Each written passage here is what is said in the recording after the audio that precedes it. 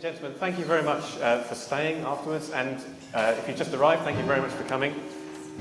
If you've not been to one of these memorial services before, we don't usually have singing at the start, but every third Wednesday of the month it's Sing for Joy here at the church, so we follow on immediately after that. We're here today to commemorate two men, one of them from Burheath and one of Banstead's forgotten men who's not commemorated here. They both served alongside each other in the 9th Battalion of the Norfolk Regiment. We chose the poem today, Breakfast, because at breakfast time 100 years ago today, our troops were enduring the most immense bombardment of the war so far, and it was the day that Germany very nearly won the war. William Viney was born in Banstead in October of 1887. His dad worked at Banstead Asylum. He was an engineer, a stationary engine driver, as much as you can have a driver of a stationary engine. These great big pumping engines that we used to power all sorts of things in the asylum. He looked after that for a number of years. And in fact, the main engine he looked after still survives today. It's still working in a steam museum at Bressingham. He married a lady called Rebecca Albon, and they had 3 sons. William was the third of them. Unfortunately, William's dad fell ill. He left his job at the asylum and died just a few days later. And his wife Rebecca was actually 8 months pregnant at the time with William. And it wasn't very, very long after his father was buried here at All Saints that William was baptised here. There was no work here for Rebecca, so she went home to her family's home village of Arlesey on the Bedfordshire-Hertfordshire border, and she took in laundry to make ends meet.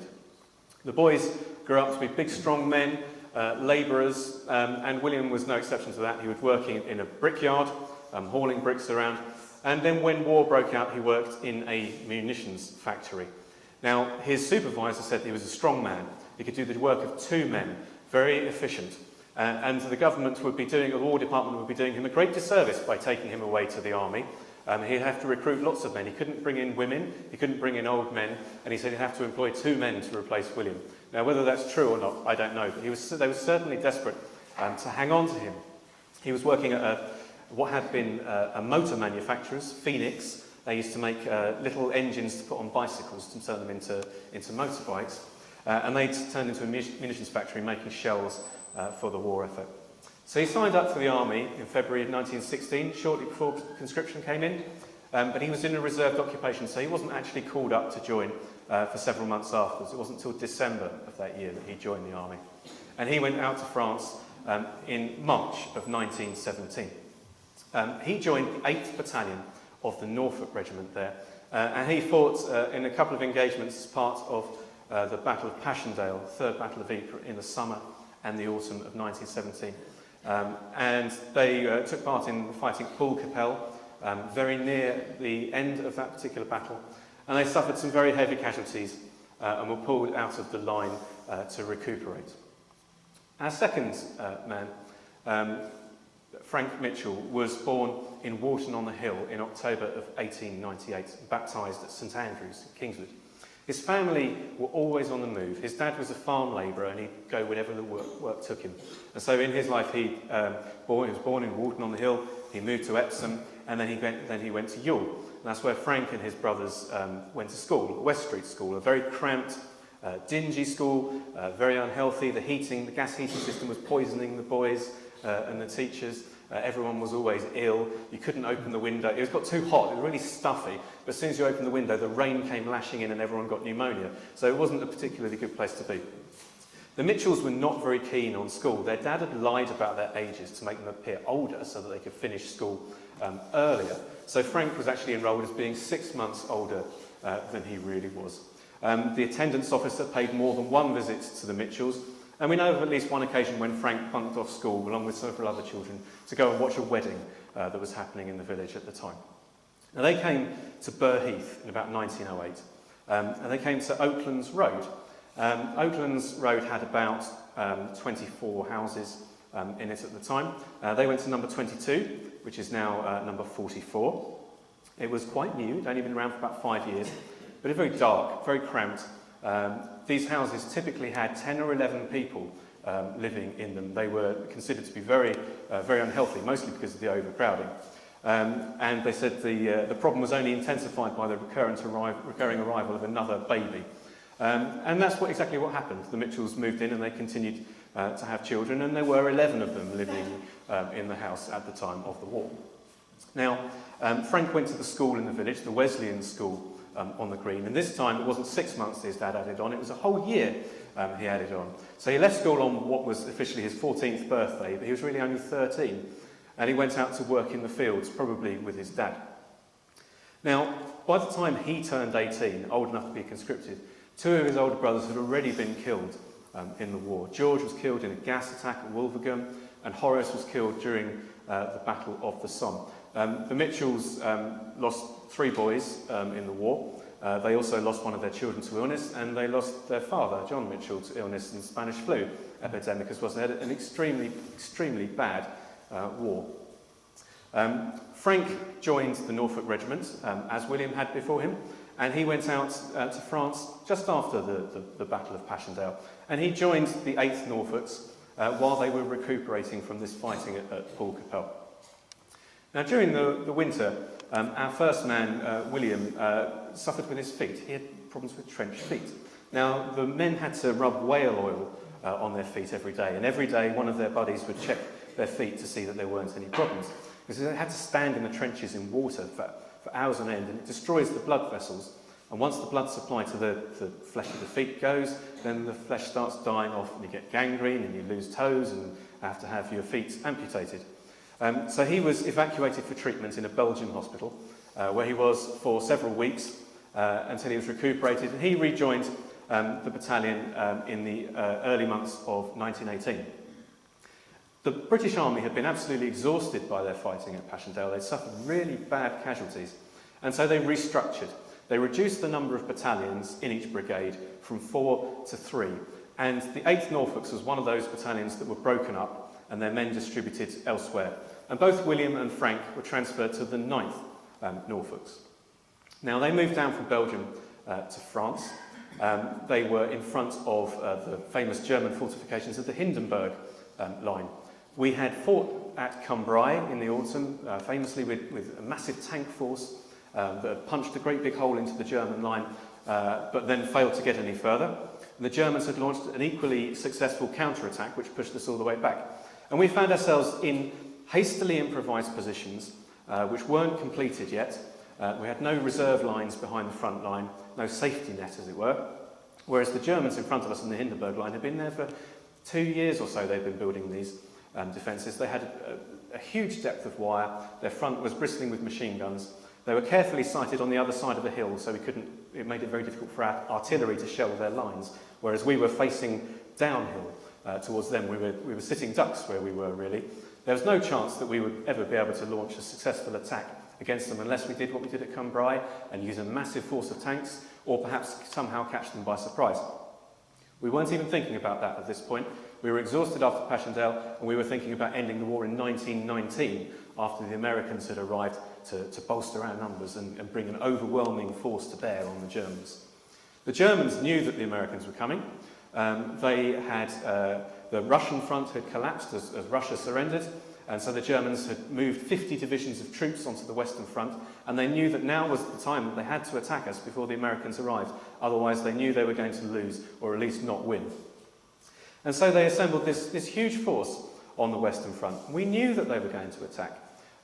Intelligence reports all indicated it. We could see all these battery positions being dug. They were concentrating 20 or 30 batteries per kilometre of line. We knew that we could see these troops arriving, and we kept sending out patrols into no man's land, trying to capture prisoners to get information. But they were being extremely careful, very cagey. The nights were all bright at the time. The moon was out, and so we couldn't take them by surprise. And the days were nice and bright as well. So we knew an attack was coming. We weren't quite sure when it was coming. So our men of the 9th Norfolks, as well as all the others, were busy all the time on these hastily improvised front lines, digging away, trying to get themselves secure. We introduced this new defensive system, modelled on an old German defensive system, where we'd construct strong points, redoubts, these sort of rectangles and polygons of trenches, which we would hold with a company or 2 companies 2 companies of men, as strong points and hold out these fortified islands against the German advance. And then behind them we'd have more troops to counterattack. So these redoubts were to slow the Germans down, and we had more troops behind us to fight against the survivors of that German attack, as it were. Now, we not quite understood that system was in its infancy, and we hadn't quite understood the subtleties of it. And so we had far too many men who were in this front line who were going to be isolated in these redoubts in the event of an attack. Not nearly enough men behind that could actually counterattack against the Germans. So our 9th Norfolks had 3 redoubts they were looking after: Skipton, Harrogate and Edinburgh. They were on a long hill, a spur of downland, sloping off down towards the German lines over here. A valley over this side, a valley over this side. The valley down here, there's a French village called Lanicourt, just down there, and the line wound all the way across here, over the ridge, down through the valley, up the other side, and off to the L'Hirondelle River, and another division's responsibility over that way. The night, 100 years ago yesterday, we captured some prisoners who gave us the intelligence the attack was going to be coming today at 5 a.m. And so the men were hurried forward to their battle positions. They just arrived in time. At about 4:45 a.m, the Germans opened up a massive bombardment, the like of which had not been seen before. As many shells fired in a fortnight on the Somme were fired in just 5 hours of that German bombardment. They started off behind the lines, destroying all the command and control infrastructure, stopping troops from getting in, and searching for the British guns, and then they swept forward onto the British front line a couple of hours later. All the hard work that our men had been doing was undone. The wire was cut to shreds, and their trenches vanished. Well, hot on the heels of that barrage came the German stormtroopers. They'd reorganised. They put all their elite troops in these lightly equipped, but very well equipped skirmishers, stormtroopers. And their job was to sort of feel the way for the German army and find all the weak points to exploit. And then slip through and leave these centres of resistance, these redoubts, for the rest of the army to deal with later. So the first of those troops started to arrive just after 7 a.m. That day, and the 9th Norfolks and the troops around them beat off the first wave of attackers. They suffered very badly as they did so, but they held them off. It wasn't long, just minutes really, before the second wave came in and pushed our men out of their front line and back. The men fought hard.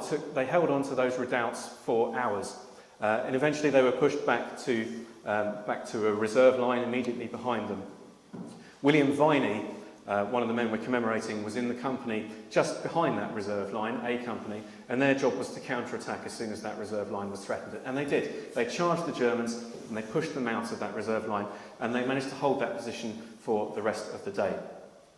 The Norfolks held on, very stubborn, determined resistance, and the Germans decided to focus their efforts elsewhere, so they went either side. They went down into this village of Lanicourt, down here. So the Norfolks moved machine guns around behind Lanicourt to block the exits of the village, and they very successfully held up the Germans there. But on this side, the Germans did get through. Troops all over the line on both sides, British troops were falling back. The Germans were all in amongst them. They were everywhere. Machine gunners were holding on and firing until the Germans were right up by their guns, as were the artillery. They were firing over open sights at point-blank range, the gunners fighting with their own personal weapons to stop the Germans. The gunners were often the last troops left, even after the infantry had gone. Pioneers and engineers were fighting. The men that fired the Stokes mortars had left their heavy base plates behind so they could run to new positions, and they were gripping their mortars between their legs as they fired at the Germans in a desperate struggle. The Norfolks were holding on while all this was going on. But eventually the weight of numbers told, the failures of the other units to hold their positions around them told, and they found Germans were in behind them. And so they had to clear out in the evening and fell back to new positions. The Norfolks suffered very bad casualties. The brigade they were in suffered 85% casualties. Thousands of men lost their lives. The casualties were something like 40,000 for the British on that day, almost as high as they were for the Battle of the Somme. The casualties for the Germans were on a par with that, and they lost most of their best troops that day. So although it seemed that they might win the war, this attack was their undoing, and we shall tell more of that story on another day. Amongst the dead and the missing were William Viney and Frank Mitchell. William was 30 years old and Frank was only 19. Thank you. Lord, we give you thanks for the opportunity which these reflections give us to think on the experience of those men of Banstead who lived 100 years ago in this community. We think of their lives, their home lives here, the familiar surroundings of this place, and the challenges that they faced in their daily living, and what it meant for them to enter the arena of war. We think of how many were called in this way. We think of the excitement, the comradeship. We think of the fear. We think of the suffering and the loss. And we pray that, remembering as we do, we will be all the more determined that our world should be a place of peace and not of conflict. And this we pray in Jesus' name. We thank you, Lord, for the sacrifice of William Viney and of Frank Mitchell and of so many like them. And we conclude with the blessing and finally the Cohenmark epitaph. God grant to the living grace, to the departed rest, to the Church, the Queen, the Commonwealth, and all people, unity, peace, and concord. And to us and all God's servants, life everlasting.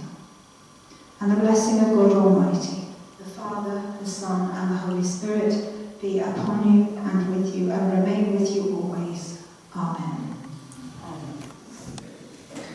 When you go home, tell them about and say that there tomorrow we gave our today.